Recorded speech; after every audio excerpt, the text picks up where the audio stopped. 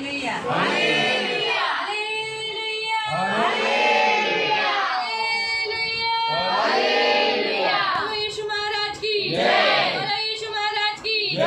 बोलो यीशु महाराज की जय। मैं प्रभु यीशु के नाम में आप सबका स्वागत करती हूँ। बहुत धन्यवाद देती हूँ आप सब लोग आज इस उपवास प्रार्थना में आए। रियो आपने भाई सनी के ऊपर, उनकी पत्नी उमा सिस्टर के ऊपर आपने अपना प्रेम जताया और आप इस घर में आए। मैं आप सबका धन्यवाद देती हूँ। आप सचमुच परमेश्वर आपको आज उपवास प्रार्थना में लाया और हम सबको भी लाए, इसलिए प्रभु के नाम को धन्यवाद है। हम पढ़ेंगे मत्ती अध्याय 9, मैथ्यू चैप्टर 9 और उसका हम 15 पढ़ेंगे। मत्ती अध्याय 9 और उसका हम 15 पढ़ेंगे। Matthew chapter 9 verse 15। यीशु ने उनसे कहा, क्या बाराती जब तक दूल्हा उनके साथ है शोक कर सकते हैं क्या? पर वे दिन आएंगे जब दूल्हा उनसे अलग किया जाएगा और उस समय वे उपवास करेंगे। आमीन। हम आंखों को बंद करेंगे, हम वचन के लिए प्रार्थना करेंगे। पवित्र पिता, हम आपको धन्यवाद देते हैं, वचन की सेवा को आपके हाथों में देते हैं। आपका वचन क्या ही सुंदर, क्या ही पवित्र, क्या ही शुद्ध है, इसलिए हम आपको धन्यवाद देते हैं। वचन की सेवा आपके चरणों तले लाते हैं। आपका वचन है, आप ही को विचार करते हो, आप हमारी वोटों के द्वारा बोलते हो, इसलिए हम सब सुनने के लिए मदद करना, हम सबका मन वचन की ओर लगे रहने के लिए सहायता करना, वचन को आदर देने के लिए, वचन को प्यार करने के लिए और जो वचन हम सुनते हैं वही पालन करने के लिए मदद करना। ये हमारी विनती, हमारी प्रार्थना है। सभी को आशीषित करना प्रभु यीशु के नाम से, आमीन। Praise the Lord, hallelujah. हम यहाँ देखते हैं यीशु मसीह यूहन्ना के जो चेले थे उनसे वो कहने लगा। अगर आप उसके पहले का वचन पढ़ोगे तो हम देखते हैं कि यूहन्ना एक बपतिस्मा देने वाला, जिसे परमेश्वर ने यीशु से पहले चुना था ताकि यीशु के लिए मार्ग तैयार करे। अब यूहन्ना के चेले ने क्या देखा कि वो उपवास करते हैं। फरीसी जो लोग थे वो लोग के चेले भी उपवास करते थे, लेकिन यीशु के चेले उपवास नहीं करते। वो तो अच्छे खाते हैं, पीते हैं, अच्छे रीति से रहते हैं, उपवास नहीं करते। जबकि भक्ति करने वाले, परमेश्वर का भय मानने वाले लोगों का सबसे पहला काम कौन सा रहता है? उपवास करना, क्योंकि वो अपनी भक्ति उपवास के द्वारा परमेश्वर को बताते हैं। क्योंकि उपवास का अर्थ का नाम क्या है? उप यानी त्याग कर, वास यानी परमेश्वर के साथ वास करने वाला। तो मेरा परमेश्वर से प्यार है और मैं परमेश्वर के साथ प्यार करता हूँ, उसकी उपासना करता हूँ, उसकी भक्ति करता हूँ, उसका चिन्ह है उपवास। तो उपवास है ना, परमेश्वर का भय मानने वाले को सिखाना नहीं पड़ता या बोलना नहीं पड़ता कि तुम लोग उपवास क्यों नहीं करते, उपवास करो। जो परमेश्वर का भय मानते हैं वो ऑटोमेटिकली हफ्ते में 2 बार तो उपवास करते हैं। हर शुक्रवार को क्यों? क्योंकि हमारे प्रभु यीशु हर शुक्रवार के दिन में कलवरी क्रूस पर हमारे लिए बलिदान है। तो सारी जगत में सारे मसीह लोग उपवास करते हैं शुक्रवार के दिन। रही बात हफ्ते में कोई एक दूसरा दिन जो हम मसीह होने के नाते हम तय करना होता है कि हमारा ये दिन खास मेरा प्रभु के साथ रिश्ता बनाने का है, इसीलिए मैं उपवास कर रहा हूँ। तो हफ्ते में 2 बार उपवास करता है कौन? जो परमेश्वर का भय मानता है। लेकिन हम यहाँ देखते हैं कि यूहन्ना के चेले ये देख रहे थे कि यीशु के शिष्य उपवास नहीं कर रहे। और सच बात है, आज अगर हम भी देखेंगे तो आज चर्च में बहुतायत लोग आते हैं, यीशु मसीह पर विश्वास करते, प्रभु बोलकर ग्रहण करते, लेकिन वो लोग उपवास नहीं करते। अगर आप देखोगे बहुत सारे मसीहों का जीवन, तो लोग उपवास नहीं करते। क्यों? क्योंकि पहली बार वो डरते हैं, क्योंकि उन्होंने बचपन से कभी उपवास किया नहीं। अगर किया होगा तो मोस्टली हम लोग सब अन्य जाति से आने के कारण हम सब कैसे खाते? फराड़ बिराड़ खा के, है ना, बहुत सारा साबुदाना का खिचड़ी, वेफर, ये सब खाकर हमने उपवास किया। और जब हम मसीह में आने के बाद हमें ऐसा बताया जाता है कि उपवास से नहीं, कुछ नहीं खाना है, तो डर आ जाता है। अरे वहाँ पे उपवास करने का, कुछ नहीं खाने का, मैं भूखा कैसे रह सकता? मुझसे भूख कैसे संभाली जा सकती? मैं थोड़ा समय भी भूखा नहीं रह सकता। मुझे तो बाबा सुबह उठते ही पहले खाना चाहिए, नाश्ता चाहिए। इसीलिए इस डर के मारे बहुतायत मसीह लोग उपवास नहीं करते। बहुत लोगों के अंदर डर होता है, मेरा गोली चालू है, मेरा बीपी का गोली चालू रहता है, मुझे बहुत सारी बीमारियाँ, उसकी गोली मुझे खानी पड़ती है, तो मैं उपवास कैसे कर सकता? परमेश्वर ने ये शरीर दिया है और नेचुरली ये शरीर को संभालना भी उसका ड्यूटी है और वो बराबर संभाले। लेकिन विश्वास करने वालों को सब कुछ हो सकता है। बिना गोली के भी वो उपवास कर सकता है, दूध पीकर गोली खाकर भी वो उपवास कर सकता है, लेकिन उपवास करने की इच्छा होनी चाहिए। जिसको इच्छा होती है ना, उसको बोलना नहीं पड़ता उपवास करो। वो जिसकी इच्छा नहीं रहती वो बहाने बताते, मैं गोली खाता हूँ, मेरा ऐसा प्रॉब्लम है, मैं भूखा नहीं रह सकता हूँ, क्योंकि उनके पास बहाने होते हैं। जैसे यीशु मसीह ने एक दृष्टांत बताया बाइबल में, वहाँ बताया कि प्रभु ने बड़ा भोज तैयार किया, लोगों को आमंत्रण दिया, तो नहीं आए। उन्होंने बहुत सारे बहाने बताए। वो बहाने क्यों बताए? क्योंकि उनको आना नहीं था। यही सही ओरिजिनल कारण है।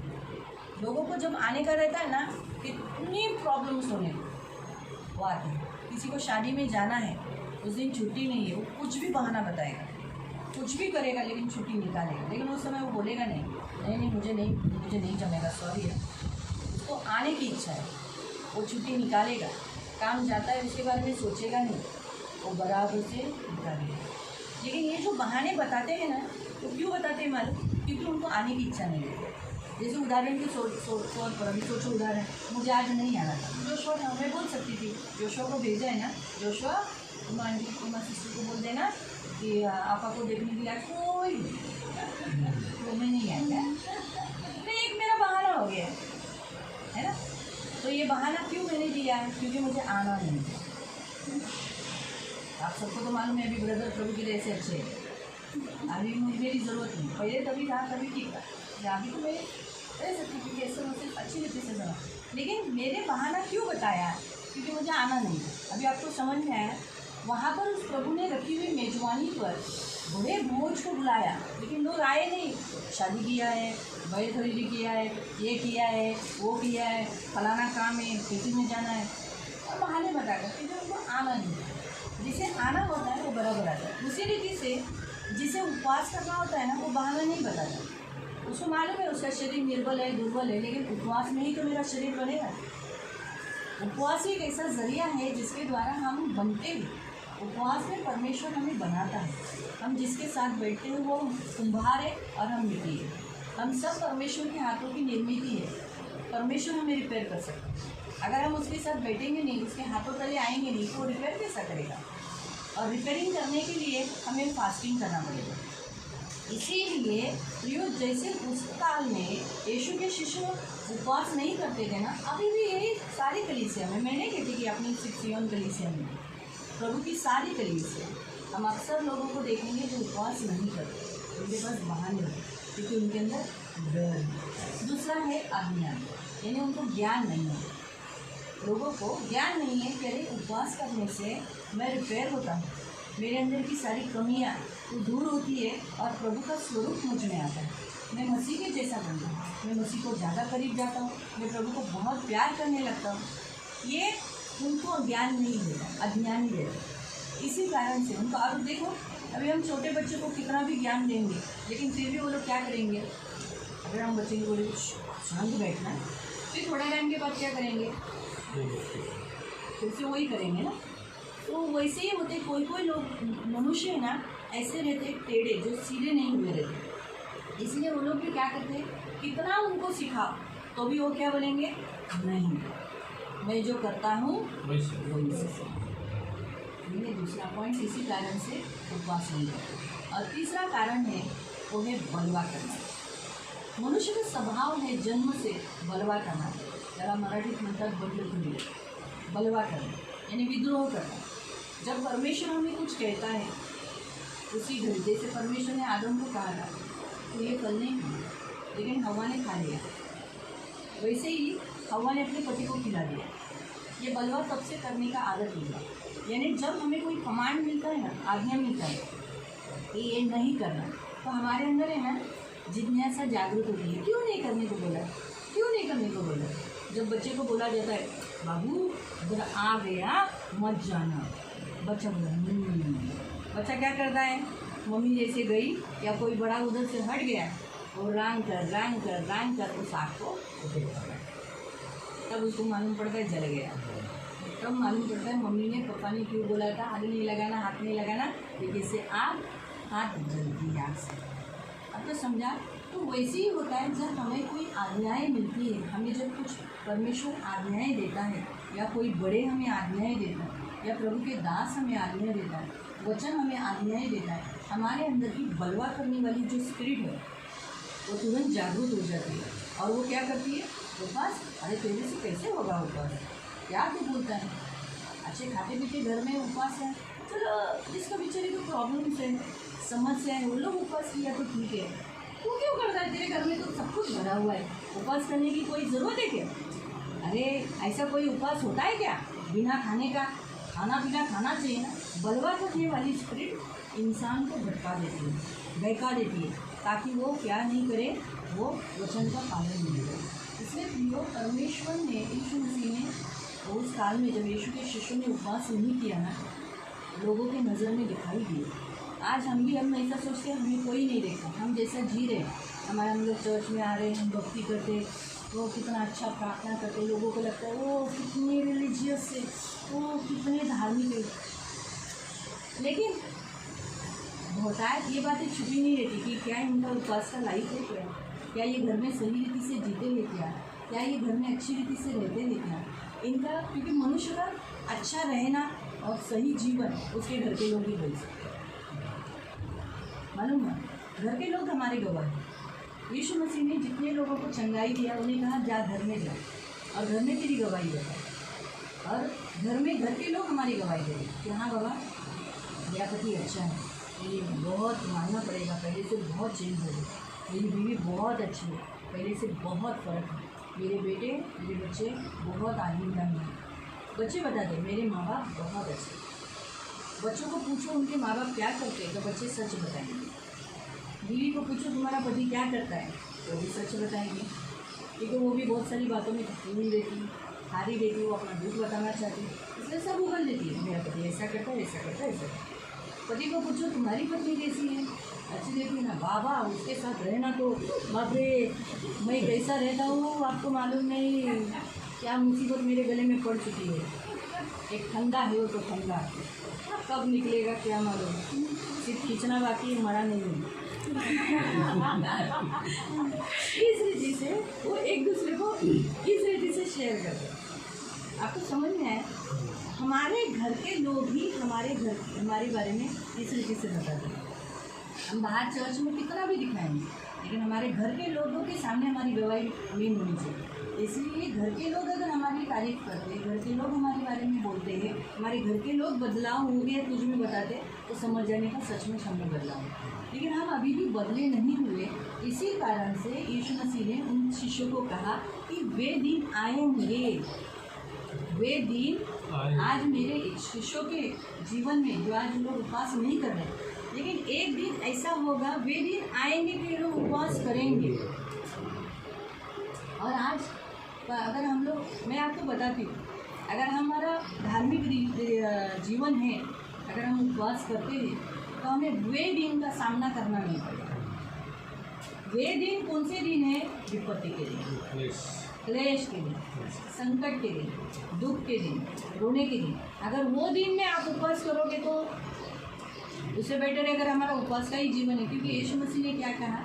तुम्हारे धर्म के काम कौन से काम है? पहला बताया दान दशम, आप मत्ती 1:6 में पढ़ सकते हैं। हमारे धर्म के काम, यानी हम मसीह होने के नाते हमारे धर्म के काम है। वो कौन से काम है? सबसे पहला हमारा दान और दशम, यानी हम धर्मी होने के कारण, मसीह पर विश्वास रखने के कारण हमारा टाइप दशांश और दान जानने चाहिए। दूसरा है प्रार्थना। हम मसीह होने के नाते हम चर्च में आते विश्वास रखते तो हमारा प्रार्थना होना ही चाहिए। और तीसरा है उपवास, ये धर्म के काम है।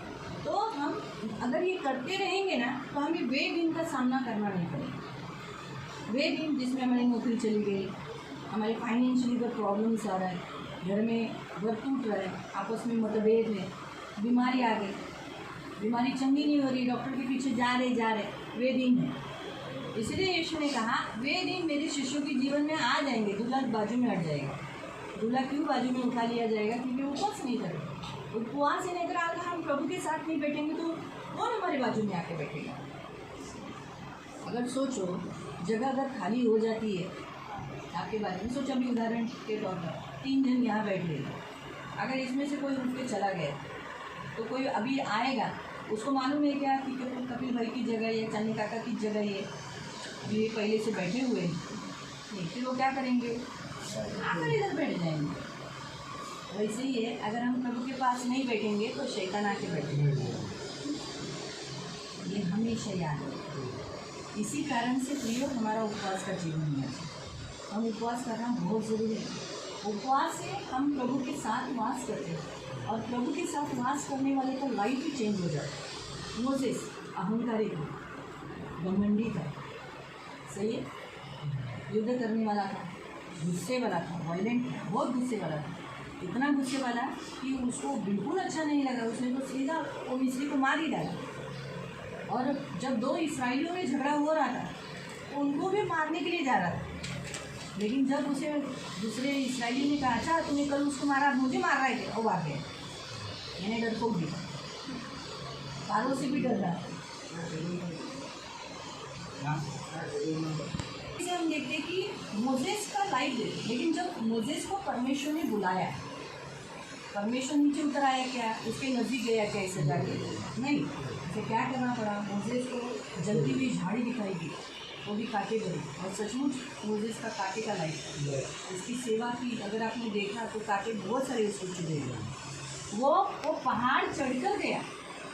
पहाड़ चढ़ना आसान नहीं, हम पहाड़ बोलेंगे अरे हमको ट्रैकिंग करना है, हमको भी जाना है, लेकिन जो करते हैं उनको बीच में आपने मई महीने में पढ़ा होगा ना, साउथ में एक जगह पे 2 जन ऊपर चढ़े, 1 जन गिर गया, 2 पहाड़ों के बीच में दरी में फंस गया, 3 दिन 4 दिन ऐसा अटका हुआ था, आप निकल ही नहीं पा रहा था। आप उसमें मिलिट्री वालों ने निकाला, क्योंकि वो मिलिट्री वालों को ही निकाल सकते थे, इतनी बुद्धि उनको होती है।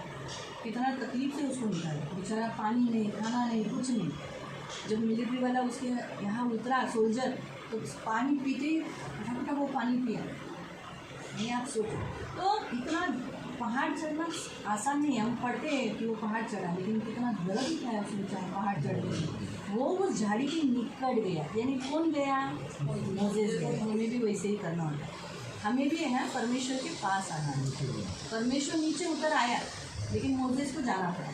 वैसे ही यीशु नीचे उतर आया, सब कुछ करके गया, अभी हमको करना है। अभी हमको ये यीशु मसीह के निकट जाना है, हमको यीशु के करीब जाना है, और यीशु के करीब जाने का जरिया है वो है उपवास, सबसे बेस्ट है। और इसी उपवास में हम हमारे कन्फेशन करते हैं, हमारे पापों को कबूल करते हैं। अगर आप बिना उपवास के रहो तो आप बोलोगे नहीं मैंने ये नहीं किया, मेरी मजबूरी थी, मेरा ये प्रॉब्लम था, ऐसा बहाने बताओ। लेकिन जब आप उपवास में रहते हो, आप बोलते हो हाँ प्रभु मैंने बहुत गलती की, मुझे नहीं करना चाहिए, मुझे शायद। जब आपको कोई उपवास में डांटता भी है तो आप सही लेते हो, आप रिबेलिंग नहीं करते, बलवा नहीं करते, जल्दी वॉलेट नहीं करते, गुस्सा नहीं करते, आप क्या कहते हैं, शांत रहते, जान दो उपवास नहीं डांटते। क्योंकि उपवास में परमेश्वर सहन शक्ति देता है, मनुष्य को बनाता है मसीह के जैसे। इसीलिए जब वो पहाड़ पर गया, तब वो आप देखो उसके चेहरे से क्या निकल रही है, तेज निकल रहा है, परमेश्वर का तेज उसके मुख से निकल रहा है। क्या हो गया, मोसेस चेंज हो गया, मोसेस बदल गया। जो मारने वाला स्वभाव वो बचाने वाला बन गया, कुड़कुड़ाने वाला स्वभाव, भागने वाला स्वभाव, डरपोक का स्वभाव सामना करने वाला निकला। जो फिरौन से डर कर भागा था, वो फिरौन के सामने खड़ा हुआ।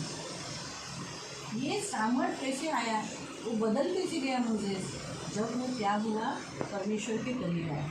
इसलिए प्रियो, परमेश्वर के वचन के अनुसार हम मसीहों को है ना उपवास की बहुत ज़रूरत है। इसीलिए उपवास एक विनती नहीं परमेश्वर ने किया, परमेश्वर ने आज्ञा दिया, कमांड किया है, हम सब मसीहों को उपवास करना ही है।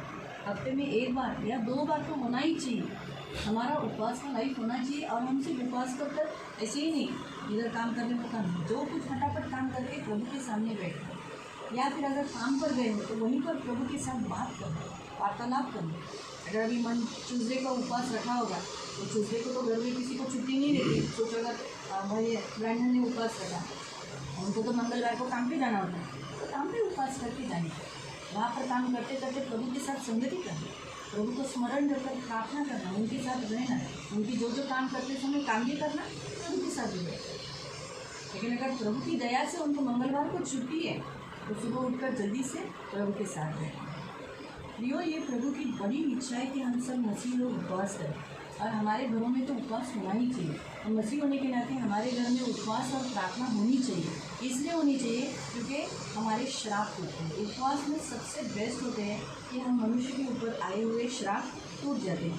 बाइबल कहता है, हम निकालेंगे गलेशियंस गलतियों की पत्री अध्याय 3 और उसका 10।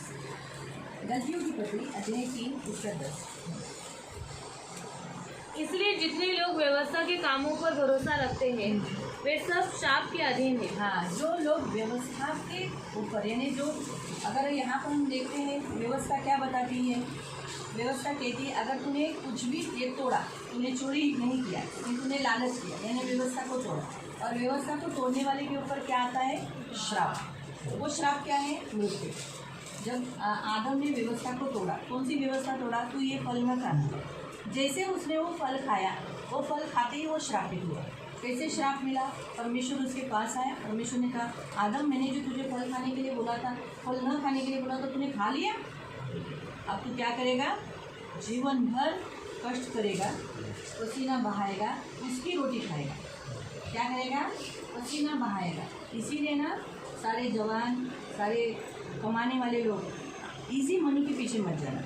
आजकल देखो, हम अगर ऑनलाइन में देखेंगे तो इजी मनी, घर बैठे मनी, पत्ता खेल के मनी, पत्ता लगाओ, स्टार्टिंग में 7,000 आपके अकाउंट में आ जाएगा।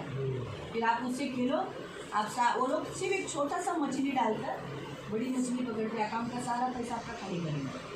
कोई तो दो गेम होते हैं, लूडो, फिर बहुत सारे ऐसे गेम हैं जो खेलने से पैसे मिलते हैं। फिर ये आसान मनी के पीछे नहीं जाते, अरे ईजी है ना, पसीना बहाने की ज़रूरत नहीं। घर बैठ के मोबाइल भी फेवरेट है, मोबाइल पे देख के करना है, लेकिन वो ये नहीं सोचते उसकी लत लगेगी, उसके वो गुलाम हो जाएंगे और उसे पैसा कितने जनों का डूब जाएगा, जहाज डूब जाएगा, ये वो नहीं सोचते। एक शैतान का प्लान होता है। लेकिन परमेश्वर ने इंसान को पहले ही, पुरुष को, हर पुरुष को, आप जितने भी पुरुष हो, जिसमें प्रभु के दास लोग भी हो, कोई भी हो, उन्हें पसीना बहाना ही पड़ेगा। ये परमेश्वर ने बोला ही। और जो आप मेहनत से कमाते हो उस पर प्रभु की आशीष है। गलत रीति से कमाकर बहुत जल्दी अमीर होना, ये गलत। बहुत जल्दी जल्दी पैसा कमाना, किसी को भी लौटना, धोखा देना, हाजी हाजी कर कर एकदम लूट कर, वो उसमें परमेश्वर ब्लेस नहीं हुए। इसलिए बाइबल में लिखा है कुत्ते की कमाई तो यहोवा को न देना। पढ़ा है जुने करार में। कुत्ते की कमाई मतलब क्या? अपना शरीर बेचकर या दलाली कर कर, किसी स्त्री को बेचकर या अपना अंग बेचकर या व्यभिचार कर कर तू जब कुछ पैसा कमाएगा या किसी को धोखा देकर, उसे कुत्ते की कमाई बोलता। परमेश्वर उसे कुत्ते की कमाई बोलता, वो गलत पैसा। परमेश्वर ऐसा पैसा नहीं चाहता। परमेश्वर लालची नहीं है, और जो पैसा हम परमेश्वर को देते हैं वो परमेश्वर लेता भी नहीं, वो परमेश्वर वापस रिटर्न देता। यही तो परमेश्वर का काम है। परमेश्वर देखो, भूमि में जब आप बीज बोते हो, भूमि वो बीज लेती है, क्या करती है? वापस आपको रिटर्न देती है। आपको बहुत आए, किसी को 30, किसी को 60, किसी को 100% देते हैं, उपज लाती है ना। वैसे ही परमेश्वर को जो आप देते हो ना, परमेश्वर वापस आपको रिटर्न फेयर करता है। वो भी किसी को 30, किसी को 60, किसी को 100%। जैसे आपने दिल से दिया वैसे परमेश्वर को अपने पास नहीं लेता, क्योंकि हमारे ये पैसे परमेश्वर को कोई ज़रूरत नहीं है। लेकिन हमारा लेने वाला स्वभाव हो, क्योंकि हमारा कैसा बचपन से लेने का स्वभाव है ना, हम बचपन से लेते ही आए। इसलिए हमें मसीह के पास आने के बाद देने वाला स्वभाव सिखाने के लिए परमेश्वर हमें ये विधि देता है कि तुम दो। इसीलिए परमेश्वर हमें देने के लिए, सिखाने के लिए था। तो परमेश्वर हमसे क्या चाहता है? परमेश्वर हम चाहता है कि हम पुरुष के ऊपर जो श्राप है, यानी मेहनत से तुम कमाओ, तुमको मैं ब्लेस करूँगी, तुम्हें आशीष दूँगी, ये कर्ज है मनुष्य के ऊपर। ये जब आप तोड़ते हो, जब भी आप कोई भी व्यवस्था तोड़ते हो, उसने तो फल खाया, लेकिन हम कोई भी व्यवस्था तोड़ते हैं, देखो थोड़ा पूरा नहीं, क्योंकि लिखा है जो कोई व्यवस्था की पुस्तक में लिखी हुई सब बातों के करने में स्थिर नहीं रहता वह शापित है। हाँ, वो क्या है? व्यवस्था के लिखी हुई बातों को आप पालन नहीं करते। अभी व्यवस्था में क्या क्या लिखा है? हाँ, शब्द पालन करना। जब आप शब्द नहीं पालन करते हो तो आप श्राप के अंडर आ जाते हो। आपका एक शब्द भी आप चुकाते हो। अभी उसने उसको एक व्यवस्था का व्यवस्था मानी। कौन सी व्यवस्था उसने बताई? तुम विश्राम दिन पालन करना। जब आप एक भी विश्राम दिन तोड़ते हो तो आप कर्स हो जाते, कर्स यानी आपको श्राप लग जाता है, ऑलरेडी आप श्रापित हो गए। हम क्या हल्के में लेते हैं ना, अरे क्या लेना, एक रविवार, इतना रविवार गए ना, उसमें क्या होता है? एक रविवार नहीं गया ना, उसमें क्या? कर्ज क्या करता है? श्राप क्या करता है?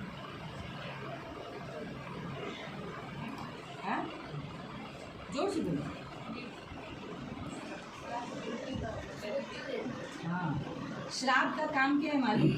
जब तक आप मरते नहीं, नष्ट नहीं होते, वही काम वो करता है। फिर आपको नष्ट करने के लिए, आपको मृत्यु आने के लिए, यहाँ से निकालने के लिए वो क्या क्या देगा आपको? बीमारी, फिर गरीबी, क्लेश, दुख, चिंता, ये सब में इंसान मरते हैं, जल्दी नष्ट होते हैं, आयु से पहले जाते हैं। अगर आपकी आयु 80-90 है, इंसान 60 में 40 में पहले ही चला गया। चिंता करते क्या हो, कब हो, कैसे हो, अरे बाप। हम परमेश्वर की नज़र में एक भी व्यवस्था को तोड़ते हैं। हम अपनी ओर से, खुद से हम अपने ऊपर श्राप लेते हैं, खुद हम श्रापित हो जाते हैं। जैसे मैंने कहा ना, शब्बात, जैसे इसने कहा शब्बात पालन न करना, हमारे शब्बात हम तोड़ना नहीं, हमें मालूम है ना शब्बात आना है। और प्रभु की दया से आपको तो धन्यवाद देना चाहिए सीवन चर्च में। चलो संडे नहीं आए तो मंडे की प्रार्थना है, मंडे नहीं तो वेडनेसडे की प्रार्थना है, वेडनेसडे की नहीं तो फ्राइडे की। फ्राइडे को तो 3 जगह चर्च में है, खोबरागड़े इनके घर में है, चाने काका के घर में, और फिर संडे वाला। इतने हफ्ते में इतने सारे प्रेयर रखे जहाँ आप जाकर अपना हफ्ते का एक दिन दे सकते, लेकिन एक दिन देना है, एक दिन देना है। बाइबल में कहीं पर भी ऐसा नहीं लिखा स्पेशल। शब्बात तो संडे ही है, ये मालूम है, हम संडे को आना ही है, क्योंकि हमारा यीशु मसीह पुनरुत्थान जो उसका हुआ वो संडे के दिन है। अगर हम शब्बात देखेंगे तो इस्राएली लोगों का शब्बात दिन सैटरडे है, इसीलिए बहुत सारे लोग जो बोलते हैं ना सैटरडे को आने का, सैटरडे को, क्योंकि वो इस्राएली लोगों थे। अगर आप गल्फ कंट्री में जाओगे तो वहाँ फ्राइडे है, वहाँ पर जितने सारे चर्चेस हैं वो सब फ्राइडे को उभरती है, क्योंकि इंसान को छुट्टी उसी दिन होती है। तो जब उसे छुट्टी मिलता है वो चर्च जाना है।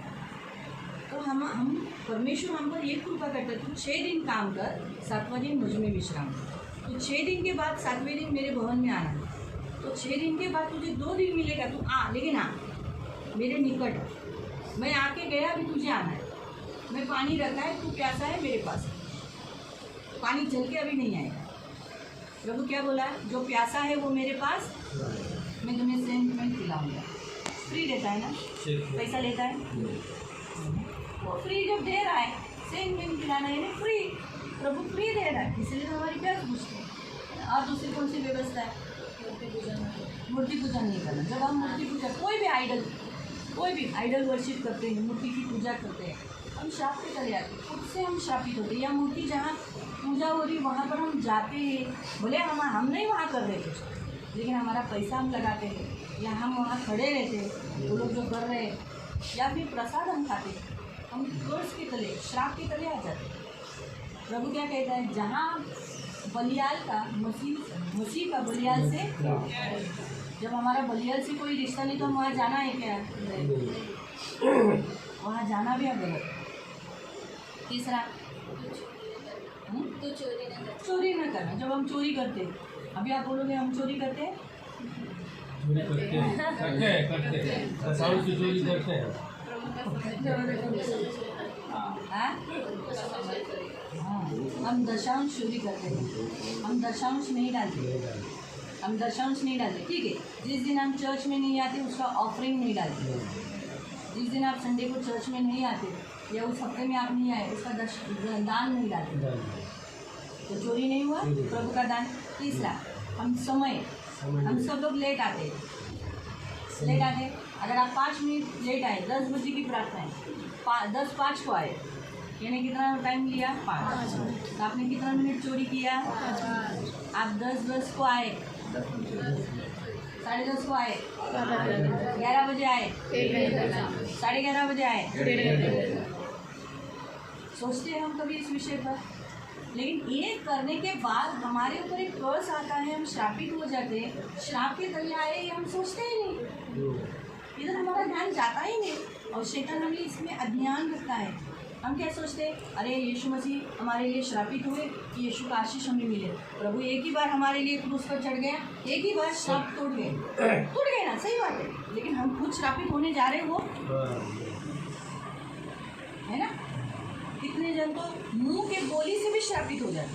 बाइबल में लिखा है, याकूब की पत्री अध्याय 3 में आप पढ़ो, जहाँ लिखा है एक ही मुंह से धन्यवाद और एक ही मुंह से शोभा देता है। लेकिन हम में से कितने लोग गाली देते, नकारात्मक कन्फेशन करते, एक दूसरे को कोसते हैं, एक दूसरे की निंदा करते हैं, परमेश्वर के विरुद्ध भी होते हैं। काय देवा, काय केलंस तू माझ्यासाठी, का झालं माझ्या जीवनात, ये श्राप ही हुआ ना।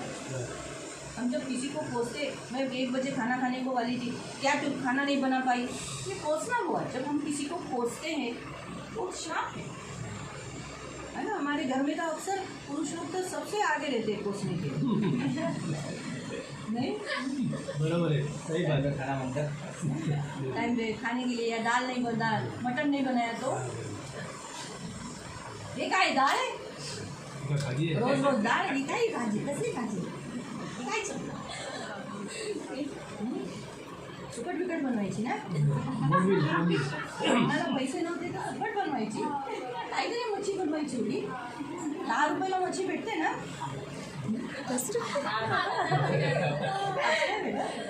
अच्छा बंद झालं, माझा कितीला भेटते? 20 रुपयाला। अच्छा मला माहीत नव्हतं, येत नाही। अच्छा 20 रुपये का सुकट, दाल आणायची ना 20 रुपयाची सुकट, बनवायची होती थोडीशी माझ्यासाठी, तू खा।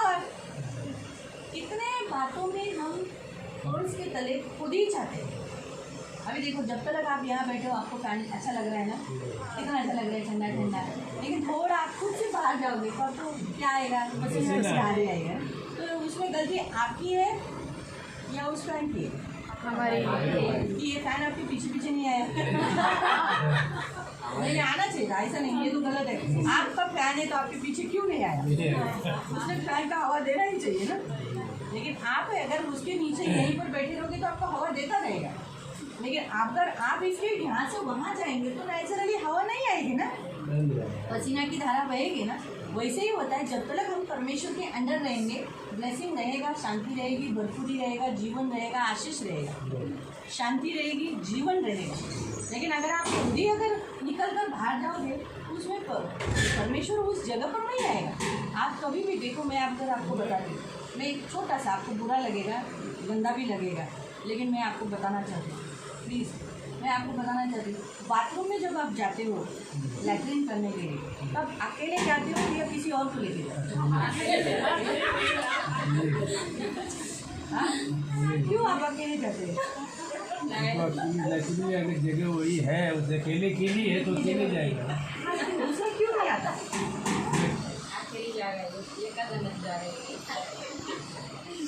दूसरा उभा राहू शकतो ना। हाँ जवळ आले, काय ती घाण झालं, वहाँ गंदगी करते हैं हम, हमारे सारे पेट की जो मल है वो बाहर निकालते हैं और मल को बदबू रहता है। सही बात है। तो इसी कारण से भले हम कितने भी हमारे बच्चे को प्यार करते हैं, हमारे पत्नी को प्यार करते हैं, हमारे पति को प्यार करते हैं, लेकिन कभी भी कोई भी इस मल को प्यार कोई नहीं करता। कितना भी अगर हम शुश्रूषा भी करेंगे किसी की बीमार व्यक्ति की, तो भी हमको उल्टी आएगा ही, हमको बदबू लगेगा ही, हमको घिन आएगा ही, क्योंकि वो गंदगी है, गंदगी को कोई पसंद नहीं। उसी रीति से जब हम शब्बात नहीं आते, यानी शब्बात पालन नहीं करते, यानी जब हम आज्ञा उल्लंघन करते, यानी पाप करते हैं, पाप गंदगी, वहाँ परमेश्वर नहीं है। आप कभी भी ऐसी आशा नहीं रख सकते, ठीक है मैं जहाँ पाप करता हूँ वहाँ पर भी मेरा परमेश्वर है, मुझे क्षमा करेगा, मुझे बचाएगा, नहीं आएगा। जब हम एक इंसान होकर गंदी जगह में एक दूसरे के साथ नहीं जाते, हमें अच्छा नहीं लगता, जबकि हमारे वो प्रियजन है, हम उनसे बहुत प्यार करते हैं, उनके साथ रहते हैं, फिर भी हम उस गंदी जगह में नहीं जाते, तो प्रियो हम जहाँ पाप करते हैं, आज्ञा उल्लंघन करते हैं, वहाँ हमारा परमेश्वर खुद से चलकर नहीं आएगा। उसके लिए हमें श्राप खुद तोड़नी पड़ती है। इसीलिए उपवास एक सबसे बेस्ट जरिया है। जब हम उपवास करते हैं तो हम क्या होते हैं, परमेश्वर के पास आते हैं और हमारे ऊपर जो हमारे आज्ञा उल्लंघन के जो श्राप है वो टूट जाते हैं। हम उसे कन्फेशन करते हैं कि हाँ प्रभु मैंने आपको बहुत दुखाया, मैं पापी हूँ, मुझे माफ़ करो। फिर जैसे हम प्रभु के साथ बैठते हैं तब हमें याद आता है कि अरे मैंने ये किया था, मुझे ऐसा नहीं करना चाहिए, मैंने ये किया, मैंने ऐसा ऐसा बोला था, मुझे ऐसा नहीं बोलना चाहिए। ये सब बातें याद आने लगती और फिर हमारे आँख से आंसू आने लगते और हम रोने लगते और फिर हम कोर्स को तोड़ देते। और श्राप के लिए माफ़ी मांगते, गलतियों के लिए माफ़ी मांगते, लेकिन गलतियों को माफ़ी मांगने के बाद हम श्रापित हुए हैं व्यवस्था का उल्लंघन करने से, परमेश्वर की आज्ञाओं को उल्लंघन करने से हम श्रापित हुए, वो श्राप नहीं तोड़ते। इसीलिए प्रियो कभी भी याद रखना, जब जब आप उपवास करते हो, उपवास के समय में आप अपने श्राप तोड़ना कि प्रभु मैंने ये गलती की, मैंने ये गलती की थी, इसके कारण मेरे से ये अपराध हुए थे, जिसके कारण मैं श्रापित हुई। आपका वचन क्या है कि व्यवस्था न मानने वाले, ऐसे पढ़ा ना हमने, जो कोई व्यवस्था की इस पुस्तक में लिखी हुई सब बातों को, ऐसा लिखा ना, क्या लिखा है, सब बातों के करने के लिए स्थिर नहीं रहता वह श्रापित है। क्या लिखा है, वह श्रापित है। यही वचन आप पढ़ सकते हैं व्यवस्था विवरण अध्याय 27 उसके 26 वचन में, जहाँ श्राप दिए गए हैं, कौन से श्राप, किसको किसको श्राप, कौन सा आज्ञा उल्लंघन करने वालों को श्राप, माँ बाप को कोसने वाले को, यहाँ तक कि माँ बाप को कोसने वाले को भी श्राप। जब आप माँ बाप के साथ कोसते हो, आप पढ़ो उस वचन में, आप निकाल सकते हो वहाँ, और वहाँ पढ़ सकते हैं कि जो अपने माता पिता को कोसे, अपने माता पिता के साथ बदतमीजी से बात करे, वो उसको भी श्राप मिलता है। पढ़ेंगे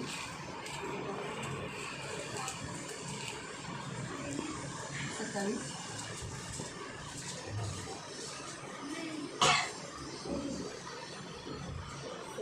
16।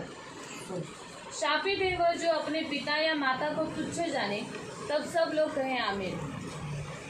तुच्छ जाने, माँ बाप को क्या जानता है, असला मेरे माँ बाप और शिक्षित है, जाता नहीं है, उसको कुछ समजता ही नहीं, काळीची में होनी चाहिए, मूर्ख है। तिला काय येतं का, आम्हाला किती चांगलं मोबाईल वापरता येतो, आम्हाला आता लेटेस्ट सगळं काही वापरता येतं, आमची आई अजून काय छाप है। कोई लोग तो अपनी माँ को लेके जाने के लिए, फ्रेंड सर्कल में लेके जाने के लिए शर्माते हैं, क्योंकि वो दूसरों की माँ बहुत खूबसूरत रहती है और मेरी माँ अच्छी नहीं है, इसलिए भी शर्माते हैं। तुम मत आ, मैं लेकर आऊँगा मेरा रिजल्ट, ऐसे भी बोलते हैं बहुत सारी बातों में। लेकिन यहाँ लिखा है तुच्छ जो जानेगा अपने माता पिता को वो श्रापित है, वो खुद से श्राप अपने ऊपर ओढ़ लेता है। पवित्र शास्त्र 28 का 20 में पढ़, 28 का 20।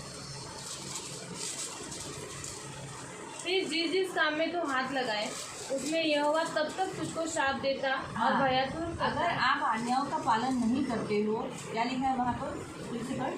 फिर जिस काम में तो हाथ लगाए, जिस काम में तू हाथ लगाएगा उसमें यहोवा तब तक तुझको शाप देता। हाँ, तब तक श्राप देता रहेगा। इसलिए बहुत सारे लोगों के काम हाथ में ले तो लेते हैं, लेकिन इधर तक जाता नहीं, सक्सेस नहीं होता है, काम यशस्वी क्यों नहीं हो रहा है, क्योंकि श्राप, कामों के ऊपर श्राप होता है। और भयातुर करता, डर डालता है काम करने के लिए, करूँ क्या नहीं, मुझे तो टेंशन आ रहा है, पहले ही बहुत सारे पैसा दिया है, अभी और पैसा डूबेगा तो, अभी और नुकसान हुआ तो, फिर और धमकी देता रहेगा। परमेश्वर उसको धमकियाँ देता रहेगा, लोगों से भी उसको धमकियाँ मिलती रहेगी जब तक तुम मिट न जाए और शीघ्र नष्ट न हो जाए। यह इस कारण होगा कि ये इस कारण होगा, इसको उत्तर दिया है क्यों ये श्राप आएगा, कि तू यहोवा को त्याग कर दुष्ट काम करेगा। यहोवा को त्याग कर, जब हम दुष्टता का कोई भी काम, बुरा काम करते, परमेश्वर को त्याग देते, परमेश्वर की आज्ञाओं का पालन नहीं करते, तब ये श्राप आ जाता है। बाइबल में लिखा है नीति वचन 3 उसका 33 में पढ़ो, प्रोवर्ब्स चैप्टर 3 वर्स 32।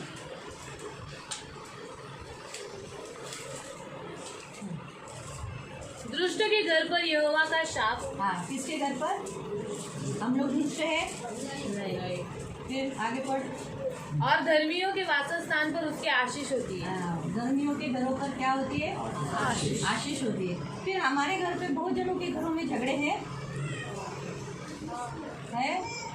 घर में हाथ पे, जो हमने पढ़ा ना 28 का 20 में, डर है, घर के लोग डरते हैं, धमकी आती है घर में आकर, कर्जा कब देंगे, दे रहे कि नहीं, पैसा जल्दी जल्दी चुकाओ, आते हैं धमकी देने वाले घर पे, दरवाजे पे नहीं आते।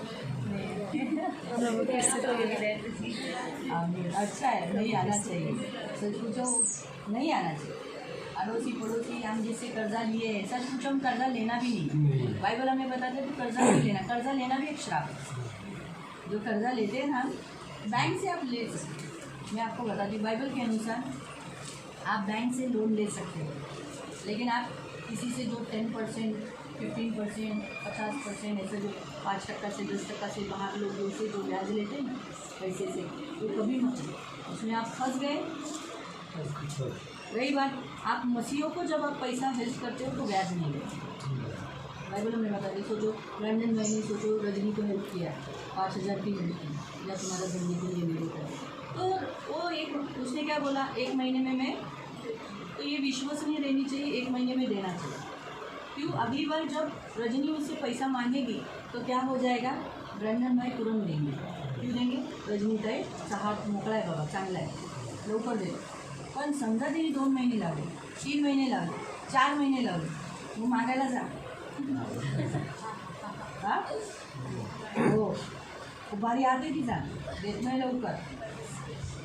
म्हणून याद रखो, इसलिए ना अपने जो फाइनेंशियली व्यवहार जो होते हैं ना वो करेक्ट हो।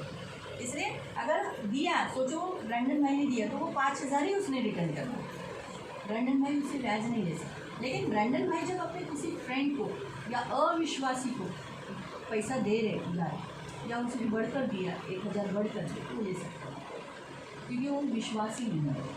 बाइबल में क्या लिखा है, तू तेरे भाई से ब्याज नहीं लेना, भाई से, तो मसीह लोग भाई भाई तो मसीहों से नहीं लेना।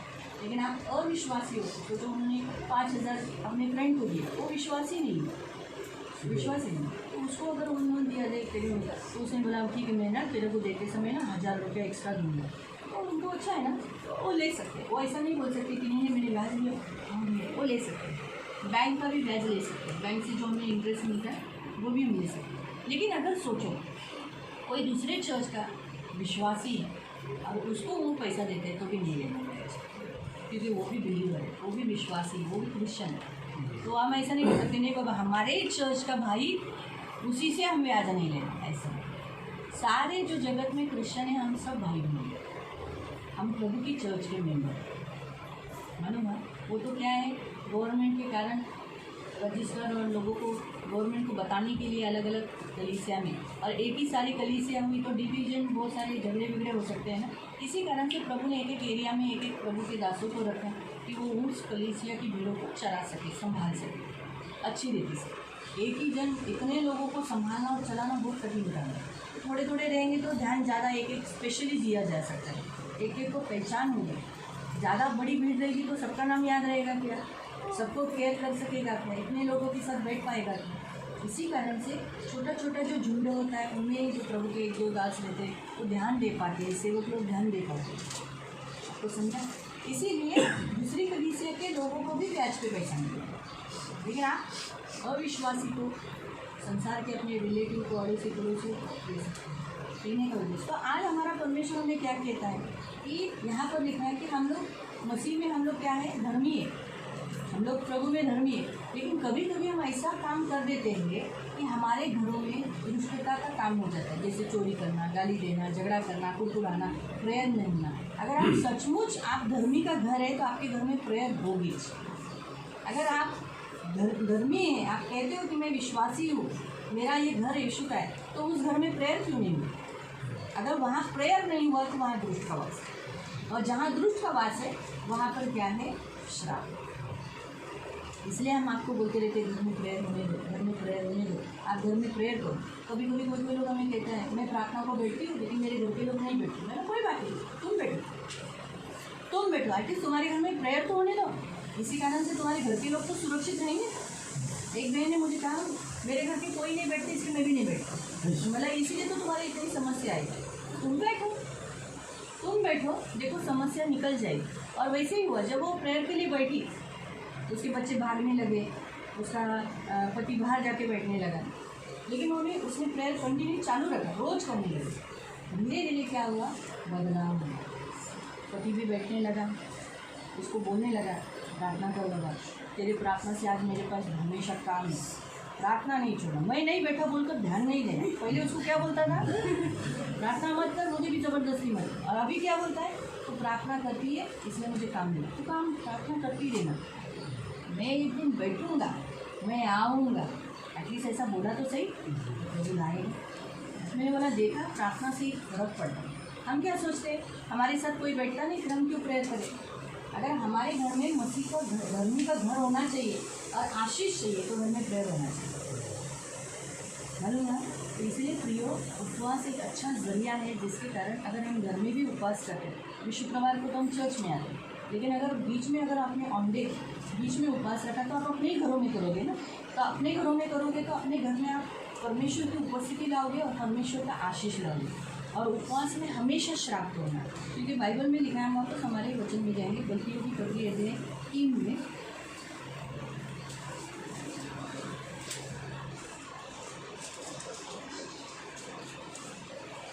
उसका 12 फिर 14। पर व्यवस्था का विश्वास से कोई संबंध नहीं, क्योंकि जो उनको मानेगा वह उनके कारण जीवित रहेगा। जो मानेगा वो जीवित रहेगा। मसीह ने जो हमारे लिए शापित बना, हमें मोल लेकर व्यवस्था के शाप से छुड़ाया, क्योंकि लिखा है जो कोई काट पर लटकाया जाता है वह शापित है। तो इसलिए हम जब उपवास करते हैं ना, हम कहना है आप लोग मेरे खुद से अपने आप को श्राप के तले लेकर गया, और श्राप मृत्यु देता है, और मृत्यु आने के लिए गरीबी, संकट, चिंता, दुख ये सब आते हैं। मुझे क्षमा कर, मैं आज इस गलतियों की पत्री अध्याय 3:13, अगर आपको पूरा वचन बोलने नहीं आया, एटलीस्ट 3:13 इतना भी बोलेंगे ना तो भी काफ़ी। अगर बाय हार्ट है ये वचन, बाय हार्ट करो, जिधर चाहिए उधर बोल सकते। 3:13 का क्या लिखा है? मसीह मेरे लिए काट पर लटक कर श्रापित हुआ ताकि उसके द्वारा मैं आशीष पाऊँ। अगर ये वचन आपको बोलने नहीं हुआ तो गलतियों की पत्री अध्याय 3:13 के अनुसार मैं मेरे ऊपर से, मेरे कुटुंब में मेरे बेटे ने ऐसा किया, वो श्रापित हुआ, मैं उसके ऊपर से श्राप हो गया। क्योंकि कभी कभी क्या होता है, श्राप इंसान को अंधा कर देता है। अगर आप व्यवस्था विवरण का 28 अध्याय पढ़ोगे ना, उसमें लिखा है मैं तुझे श्रापित करूँगा, अंधा कर दूँगा, भयाकुल करूँगा। तो जो श्राप के तले है शायद वो अंधा हो गया है, वो कैसे देख पाएगा। लेकिन अगर हमें तो मालूम पड़ा ना, मेरे बेटे ने गलती किया, मेरे पति ने गलती किया, मेरी बीवी ने गलती किया, मेरे इसलिए, तो हम तुरंत बोला प्रभु इसने गलती किया, इसके कारण ये श्रापित हुआ, उसको माफ़ करो, क्षमा करो, मैं यीशु के नाम से ये श्राप तोड़ देता हूँ और इसे मुक्त करता हूँ, इसकी आँखों को खोलो, इसको क्षमा करो, ये आपको देख सकते। तो एटलीस्ट उसके अंदर पश्चाताप आएगा, प्रभु उसको देखने के लिए मदद करेगा। सिर्फ अपना ही श्राप मत तोड़ो, मतलब ना ख्रिस्ती जीवन अपना स्वतंत्र, जोपर्यंत जब तक हम अपना लाइफ नहीं जिए, मसीह जीवन दूसरों के लिए जीना है, ये है हमारा लाइफ। क्योंकि यीशु खुद के लिए नहीं जिया, हमारे लिए जिया। अब हम भी यीशु के लिए जी रहे, तो यीशु के लिए जीने के कारण दूसरों के लिए नहीं जिया, ये करना जरूरी है। तो इसलिए हम सिर्फ स्वार्थी नहीं बने, दूसरों के लिए भी प्रेरित करें, ये प्रभु की इच्छा है। हालेलुया। तो इतना तक समझ में आया? तो आपको मालूम है आप श्राप के तले हैं? तोड़ी ये व्यवस्था को आपने तोड़ा है? हाँ, तोड़ा है। तोड़ा है? तोड़ा है? हाँ, तोड़ा है। कितने जन बोलते हैं नहीं तोड़ा है? तो हम हाथ ऊपर उठाओ। नहीं तोड़ा है वो लोग मत बोलो। जिन्होंने तोड़ा नहीं बोलते हैं कि मैंने व्यवस्था को नहीं तोड़ा है, मैं श्रापित नहीं हूँ, ठीक है। तोड़ा है ऐसा कौन बोलता है? हम व्यवस्था को तोड़ेंगे, है ना। हम कहीं ना कहीं बहुत सारी बातों में तोड़ कर खुद से श्राप अपने ऊपर ओढ़ लिए, तभी हम उन्हीं श्रापों को तोड़ेंगे, ठीक है। हम श्राप से मुक्त होकर हम आशीष के भाग में जाएंगे, ये हमें करना है। अगर इस प्रार्थना में आपको, अगर अपने घर के लोगों के लिए या अपने बच्चों के लिए या आपके घर के कोई भी व्यक्ति ऐसा लगता होगा कि सोचो कोई भी आपके पति, भाई, बच्चे, उनके लिए भी मदद कीजिए, उनके लिए भी श्राप तोड़ो, ये आज हम करेंगे, क्योंकि प्रभु हमें आशीष देना चाहिए। हम सब उपवास में आए ना, तो उपवास में हम ब्लेसिंग लेकर ही जाए। बाइबल में क्या लिखा है? गुप्त में। अभी हम लोग ने अन्य जातियों को दिखाकर हमने रास्ते में बोला कर माधा उपवास है, कैची पड़ा है ना, हमने नहीं बोला। हमको चेहरे को तो कोई देख के भी कोई बोलेगा नहीं हमारा उपवास है, कोई बोलेगा। हम तो जितने उपवास करते हैं उतने हो जाते हैं, इधर लोग उपवास करके ऐसे हो जाते हैं, खाके पी के भी ऐसे होते, और हम उपवास करकर हम हष्ट पुष्ट होते, धर्मी लोग हष्ट पुष्ट होते। इसलिए ना मोटापे हो गए बोल के दुख नहीं करना। लड़की लोग नहीं मोटे होना, शादी करना। लेकिन हमारी सबकी एज हो गई हमारा, क्योंकि धर्मी लोग कभी भी हष्ट पुष्ट रहते हैं, उसमें कोई बुरी बात नहीं है। वो धर्मियों का लक्षण है हष्ट पुष्टता, यानी निरोगीपना, मालूम हुआ। तो इसलिए लोग बोलते हैं ना बाबा खाते पीते करके ही ये बच्चे क्यों बोलते हैं? क्योंकि वो तो संसार की रीत है, लेकिन हमारी ही रीत है। बाइबल हमें नीति वचन में कहता है धर्मी हष्ट पुष्ट होता है। तो हष्ट पुष्ट बॉडी से यानी हड्डी से, हमारी हड्डियाँ मजबूत है ना, तो हमारा ये भी मजबूत रहेगा। मांस ये हमेशा हड्डी बहुत इंपॉर्टेंट है, हड्डी का ढांचा, इसलिए तो हमेशा हष्ट पुष्ट रहना चाहिए। इसलिए कभी भी आप इस वचन को बोल सकते हैं, इस वचन के अनुसार बोल सकते। सोचो बहुत ओवरलोड हो गया, मैंने ऐसा ही मेरा 7 किलो कम किया था। प्रभु धर्मी हष्ट पुष्ट होते हैं। मोटापा हष्ट पुष्टता को नहीं दर्शाता है, कम तो सब होते गए। ये परमेश्वर इस रीति से हम वचनों का इस्तेमाल कर क्या करने का, इस्तेमाल कर अपना मोटापा घटा देने का। परमेश्वर अभिषेक से तेरा जुआ टूट जाएगा, तो हम बोलने का प्रभु तेरे अभिषेक से मेरा मोटापा घट जाएगा। तेरे अभिषेक से, जिनको जाड़े होना है बोलो तेरे अभिषेक से मेरा मोटापा बढ़ जाएगा। ऐसे भी बोल सकते, जिन्हें वजन बढ़ाना है वो लोग ऐसे बोल सकते। लेकिन मैंने जहाँ तक देखा है मसीह लोग हमेशा हष्ट पुष्ट ही देते हैं, बहुत कम लोग दुबले पतले होते हैं। हाँ हाँ बस हालेलुया। हम करेंगे प्रार्थना, आओ हम खड़े हो जाएंगे, सब लोग आंखों को बंद करेंगे। और जब हम मध्यस्थी की प्रार्थना करेंगे उस समय हम थोड़ा गैप देंगे। हम अपने मुंह से शांत रीति से अंदर से प्रभु के सामने प्रार्थना करेंगे। पहले हम अपने लिए बोलेंगे। प्यारे पिता प्रभु यीशु के नाम से मैं आपके सामने आता हूँ। प्रभु मैं धन्यवाद देता हूँ। आप मुझे आपके निकट आने के लिए कृपा किया, सौभाग्य दिया। मैं धन्यवाद देता हूँ पिता। आज हम उपवास प्रार्थना में आए हैं।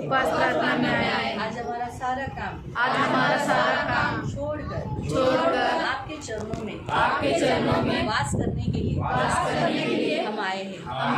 पिता अपने आपकी व्यवस्था का आज्ञा उल्लंघन करने के कारण अपने ऊपर खुद से श्राप ओढ़ लिए हैं। यीशु हमारे लिए श्रापित हुए। प्रभु यीशु की आशीष हमें मिले। लेकिन हम स्वयं श्रापित खुद व्यवस्था को तोड़कर हो चुके हैं। आज वचन के द्वारा हमें बुद्धि और ज्ञान मिला। आपका वचन कहता है मेरे लोग मेरा ज्ञान न रखने के कारण नाश हो रहे। अब मुझे ज्ञान हुआ है कि मैं खुद व्यवस्था को तोड़कर श्रापित हो चुका हूँ। इसलिए जिन व्यवस्थाओं को तोड़ा उसे कबूल करता हूँ। आपका वचन कहता है यदि तू मुँह से अंगीकार करे कि मैं पापी हूँ, परमेश्वर विश्वसनीय धर्मी है सारे पापों से क्षमा करने के। इसीलिए मैं कबूल करता हूँ कि मुझसे ये पाप हुए। अभी हम शांत रहकर यानी साइलेंट में अपनी जो गलतियाँ की है, व्यवस्था को तोड़ा है, उसे अंगीकार करें। तो छोड़ा है, परमेश्वर के भवन को छोड़ा है, उस पाप को आप कबूल कर सकते। आप हर संडे चर्च नहीं जाते, आप प्रभु के भवन में नहीं आते, वो भी व्यवस्था को तोड़ना होता है। आप प्रार्थना नहीं किए, आपकी मन मर्जी रहेगी तब प्रार्थना करते, नहीं तो नहीं करते। बाइबल नहीं पढ़ते, उपवास नहीं किया है, दान दशंश नहीं दिया, आप झगड़ा करते हो, शांति से जीवन नहीं बिताते हो अपने घर के लोगों के साथ, व्यसन करते हो, किसी व्यसन ने आपको बांध के रखा है, उसके गुलाम बनाया है, तो ये व्यवस्था को तोड़ना होगा। तो झूठ बोलते हो एक दूसरे से, अपनी पत्नी से, अपने पति से, अपने बच्चों से या अपने माता पिता से, जो किसी से भी झूठ बोलते हो, बाहर भी किसी से भी झूठ बोलते हो, तो ये व्यवस्था का तोड़ना होता है। निंदा करते हो, किसी के बारे में गलत बातें बोलते हो, झूठ अफवाहें फैलाते हो, झूठी गवाही देते हो, चोरी करते हो, तो बोलना हाँ प्रभु मैंने चोरी किया है, मुझे माफ करो, मैं कबूल करता हूँ और मेरे इस पाप के कारण मैं श्रापित हूँ। मुझे मालूम ही नहीं था कि मैं जब जब पाप करता हूँ तब तक मैं श्रापित होता हूँ, ये मुझे मालूम ही नहीं था। अगर आपने किसी प्रभु के दास के बारे में बोला होता, अपने दास के जिस कलीसिया में आप प्रभु भोजन खाते हो उस पास्टर के अगेंस्ट बोला होगा, या किसी दूसरे चर्च के पास्टर के अगेंस्ट बोला होगा, प्रभु का दास के अगेंस्ट हमें बात नहीं करनी। वो भले कोई भी चर्च है, वो भले गलत भी होगा, वो परमेश्वर देखेगा, लेकिन अगर आपने उसके अगेंस्ट बात किया है तो प्रभु से क्षमा मांगो। प्रभु कहना हाँ प्रभु मैंने अपने ऊपर थोड़ा श्राप ओढ़ लिया, मुझे मालूम भी नहीं था कि मेरा ये पाप मुझे श्रापित करा सकता है, मुझे माफ़ करो, मुझे क्षमा करो। माँ बाप को तुच्छ देखा है, पत्नी को मारा है, धोखा दिया है, व्यभिचार किया है, बाहर अगर किसी के साथ आपके लफड़े है या किसी को गंदी नज़र से आप देखते हो, क्योंकि यीशु मसीह ने कहा तुम किसी को बुरी नज़र से भी देखते हो तो तुमने मन में व्यभिचार करें। अगर ऐसा कुछ हुआ तो आप प्रभु से क्षमा मांगो। प्रभु को कहो प्रभु मुझे माफ कर। कोई ऐसा पाप जो गुप्त में, कोई भी पाप ऐसा गुप्त में जिससे कोई नहीं जानता, सिर्फ आप जानते हैं, कोई गुप्त में पाप, उसके लिए भी प्रभु से क्षमा मांगो।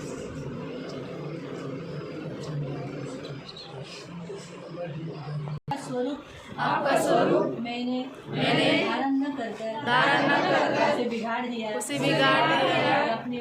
और अपने ऊपर श्राप लाया मैं माफी मांगता हूँ और हर एक श्राप को मेरे ऊपर से और जिन लोगों के लिए मैंने मध्यस्थी किया उनके ऊपर से सारे श्राप आज इस उपवास प्रार्थना में मैं यीशु के नाम से तोड़ देता हूँ क्योंकि यीशु मसीह मेरे लिए मेरे लोगों के लिए श्रापित हुआ।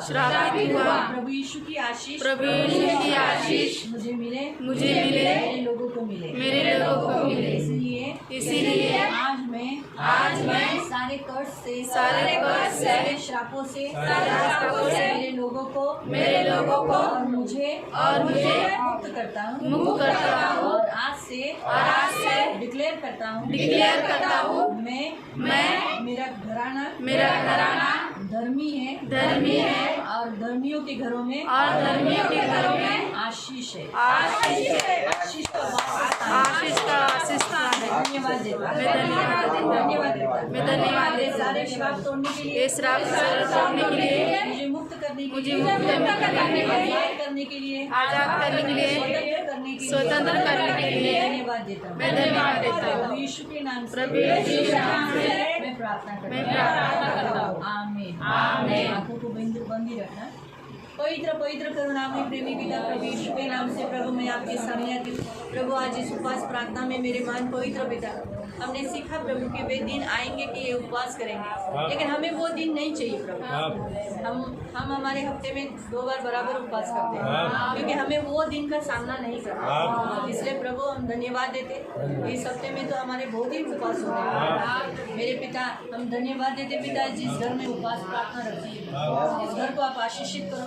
सबसे पहले आज इन सारी सभा में आए हुए लोगों के ऊपर उतरा हुआ श्राप और इन्होंने जिन लोगों के लिए मध्यस्थी किया क्षमा मांगी और श्राप तोड़े उनके ऊपर उतरे हुए सारे श्राप यीशु के नाम से आज तोड़ देती हूँ प्रभु। पवित्र पिता नमक के ऊपर प्रभु आपका सर्व सामर्थ्य लहू लगा मेरे महान पवित्र पिता यीशु के नाम से मेरे महान पवित्र पिता प्रभु नमक करार एक पवित्र करार जिसे कोई तोड़ा नहीं जाता। यीशु नासरी के नाम से प्रभु आज से ये सब प्रभु पवित्र सेना ये श्राप से मुक्त हो चुके हैं ये और इनके घराने प्रभु यीशु के नाम से सारे श्रापों से प्रभु मुक्त हो चुके हैं। धन्यवाद।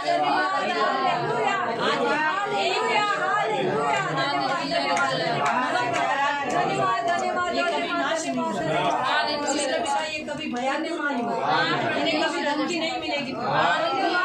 सेनाधीश परमेश्वर ये धर्मी बनकर इनके घर पे आशीष देगी, जीवन का आशीष,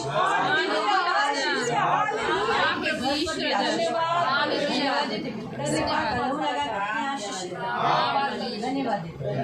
सारा आदर, सारी महिमा, सारी प्रशंसा, सारा गौरव आपको देते। इनके नेगेटिव कन्फेशन के द्वारा, नकारात्मक कन्फेशन के द्वारा, कोसने के द्वारा उतरे हुए सारे श्राप में यीशु नासरी के नाम से तोड़ देते और मुक्ति छुटकारा घोषित करते हैं।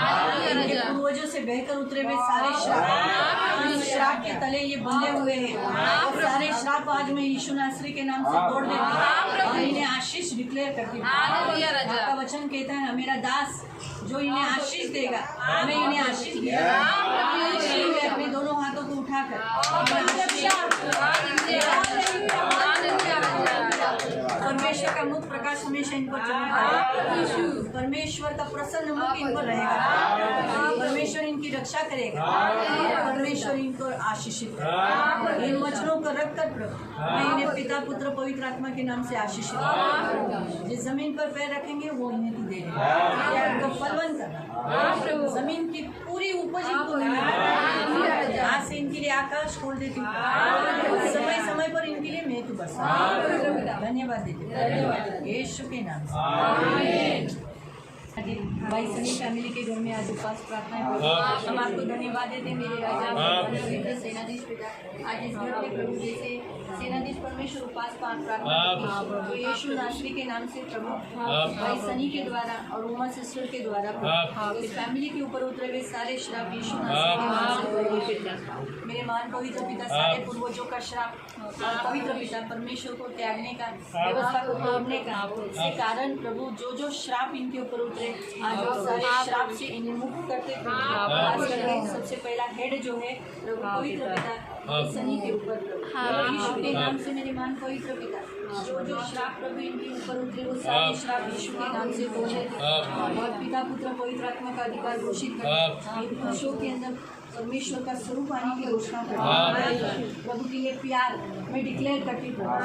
घर के सारे अभी जितने जने इन सब के ऊपर तो प्रभु भाई सनी है। इसीलिए प्रभु ये आपका भय मानने के लिए, आपको बहुत प्यार करने के लिए, आपके चरणों में बैठने के लिए, आपकी प्रार्थना करने के लिए, का जीवन जीने के लिए और प्रभु काम कर रहे इस पूरे फैमिली को संभालने के लिए मैं आज से ये प्रार्थना करती हूँ।